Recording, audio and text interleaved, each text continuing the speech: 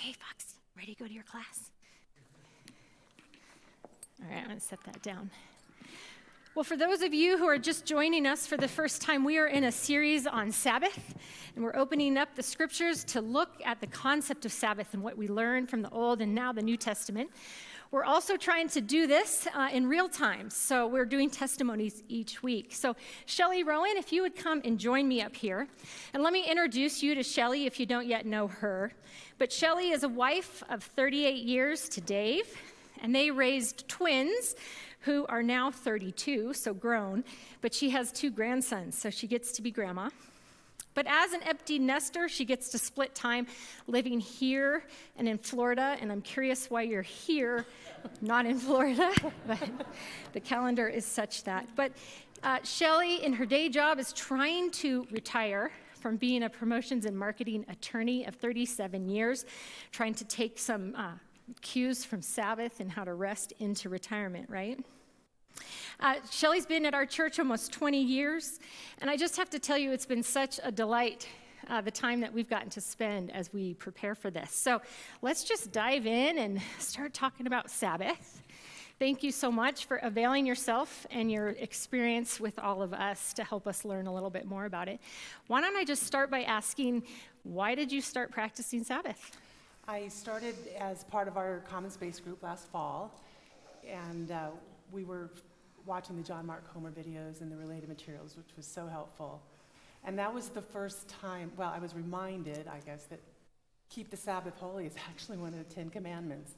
And so that encouraged me to be very intentional and to give this a try. But most importantly, I learned as part of my group that the Sabbath is a gift from God that he wants to give to me, to receive and to enjoy and to delight in. And honestly, that's the first I heard about it. I didn't know. I've been coming here since 2005. Nobody told me that I should study, that it's beneficial. And so when I learned that, I thought, well, I'm in. I want that. And so I started intentionally practicing Sabbath last November. So bring us along. You learned this, and you thought, oh my gosh, where has this been all my life? There it is. Okay. So what did you start doing? What are you doing? I started just 2 or 3 hours on Sunday morning, and those 2 or 3 hours have really now make up most every Sabbath. I call it my Sabbath rhythm. It's not a routine, but it's my rhythm. And I intentionally start by lighting a candle. I pray a prayer of gratitude, ask the Lord to come sit with me and to help me feel his presence. I listen to beautiful music. I try to read some uplifting passages of the Bible. I'm sort of a linear Bible reader. I start at Genesis and I go to Revelation and I start over again. But on the Sabbath, I just try to do some passages on delight or restfulness or Sabbath or things like that.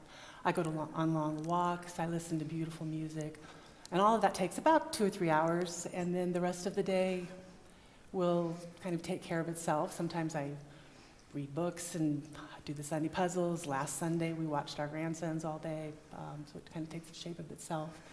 But I would say that at this point, after almost 2 months, a little over 2 months of practicing, I saw the gift, and I've got it off the shelf, and I'm really having a good time shaking the box and admiring the beautiful packaging. But I have not figured out how to open it. It's beautiful. Thank you. So I'm curious, you've carved out a couple hours. Mm-hmm. What really struck me as we started to talk about this is it doesn't feel legalistic to you. Like, it does seem like a gift, something God has given you that you're learning to open. Why is it that it's not about the rules or what you can and can't do and all of that? Well, I don't know what the rules are. I'm just starting out. I'm a beginner, and so I'm trying, and I know I can't do it by myself. I need community. I need the Lord to help me. It's fine. It's fine. I'll try to be present and conscious of what's helpful to me and what's not helpful to me, and make adjustments accordingly. So what do you notice? What else is happening as a result, maybe, of you intentionally practicing Sabbath? How is it shaping you? Oh, I look forward to it every Sunday. Even every Sunday I just so want to do it again. And I so hope for a little bit more of the gift being opened. It's just been, I'm quite convinced it'll be a lifelong journey. So this is something you started with your common space group, so you have some accountability with them, right? So your husband, is he practicing with you, or how's that going? He is not.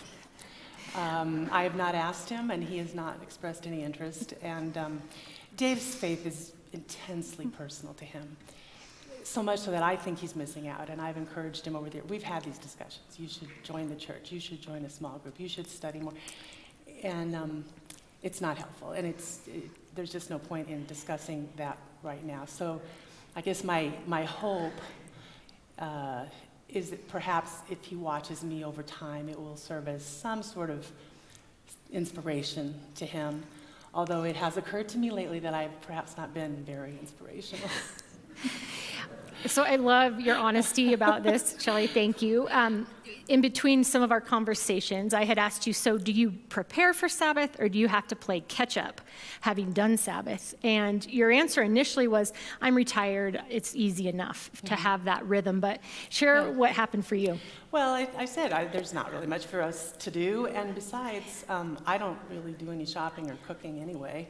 Bless Dave you. does all that. How and, did you get that deal? He is a blessing. He is a blessing.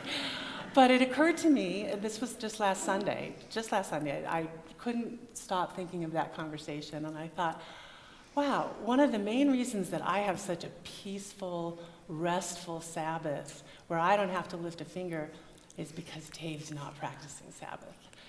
And so if there's something that would be really nice to have planned for or get done on Sabbath that I didn't plan for, like feeding ourselves, Dave will do it. He'll do it. And so I thought, well, that's not very inspirational, and it's not really fair. I'm unfairly taking advantage of him not practicing Sabbath. And also I've learned in my journey over the last several weeks that part of the journey to really experiencing keeping Sabbath holy is the serious planning and preparation for it, and I'm not doing any. So then I thought, okay, what should I do? And it immediately became clear to me what I should at least start with. Dave does all the cooking and all the shopping, and he's very good at it, and he enjoys it, but he said, daily it's a grind. And now that you're slowing down at work, couldn't you cook some more? And I'm like, sure. But I forget, because it's never been my job. And so I thought, well, if I plan around the Sabbath, surely I won't forget. And so I asked him last Saturdays, can I plan and shop and prepare our Saturday dinner, and I'll make something else to reheat for Sunday. He's not a leftover kind of guy. And so you don't have to worry about the weekends. And his first comment was, well, there goes the grocery bill. And then he starts talking about a Safeway app and clipping deals, and he says, oh, Shelley, just let me do it. You're going to screw up the gas points. And I said, no, let's just start here. Let's just start. I thought this is one thing that's clearly out of my comfort zone that will challenge me to seriously plan and prepare for Sabbath. And it's the one thing that might be most impactful for him, at least for now. And so he, in his supportive way, he's like, okay, you go. I don't think he understands exactly what I'm doing or why I'm doing it. He thinks the whole meal thing is weird, and I'm pretty sure that he thinks I'm going to forget and it'll all fall by the wayside, but he's wrong. So I guess I'm hopeful that months, if not years from now, when I'm still cooking for Saturday and Sunday, that maybe he will feel a little bit of inspiration. Well, I was certainly inspired by your realization, which, you called an epiphany. But I think even as we talked this morning about how that came to you, can you just share a little bit about how that happened? Well, I was cleaning my house on Saturday, not in preparation for Sabbath. I just had nothing else to do, and I like a clean house. And I just, for 4 or 5 hours, I couldn't stop thinking about our conversation about how I don't have to do anything to prepare for a restful Sabbath. And I felt, you used a better example, but I felt like it was Jesus following me, just flicking me in the back of the head, saying, pay attention here. And so I just couldn't stop thinking about it, and it just came to me. And then his next nudge, or his next thoughts that he put into my head were what I should start with. Yeah. And that's what I want to encourage you and all of us, myself, with, that the Lord is doing it with us. And as we open our hearts, our minds to him, he comes in. And I told her, I saw him more gently saying, what about this? Not flicking her, but anyway. That maybe if the Holy Spirit is the fuel to your Sabbath, it is likely that in 3, 4, 10 years, you're still doing this because he'll remind you and he'll help you, right? Is that Right. good? So I'm curious if you might have for us, anyone who has barely waded in or hasn't considered yet to try Sabbath, what do you encourage? What do you say to someone? Just start, and don't worry about start with something that has some meaning for you, and get into a rhythm of every week. And sometimes, like Christmas came on Sunday, and that didn't work for me. I chose Sunday as my Sabbath day, but I had to move it that week. Okay. But weekly is not only important, but it's just such a delight. So just do it. And what do you notice about having a community of people who do it? Anything you'd say to that? Well, I could do better at that. My common space group is so important, and we meet weekly on a Zoom call, and we have met in person a couple of times in the last few months. One of them was deliberately to practice Sabbath dinner, and that has been really, really important. And I know that that's an important part of my journey. It's hard for me because I'm not really hardwired to go. I like being by myself and just being on my own. So if people don't invite me to do something, I'm fine. I'll just, be by myself. So for me to reach out and seek out community is hard, and I'm not really working on that now because I have the comfort of my weekly group, but I'll get there. Yeah, and it's your weekly group that's helped you sort of keep at this. Yes. That's great. Well, Shelley, thank you so much. And I just want to let you all know we're going to try something new during Lent. We're going to do Sabbath Fellowship together on Thursday nights for an hour. So if this is something you want to come and give a try, or come every week, maybe you can find some community to connect to. Maybe you can find some people who you want to keep doing this practice with. So more details to come on that, but want to give you a little promo that's ahead for us to sort of learn as a group, as a community, how we can do life together really intentionally. So Shelley, thank you so much. Really appreciate that.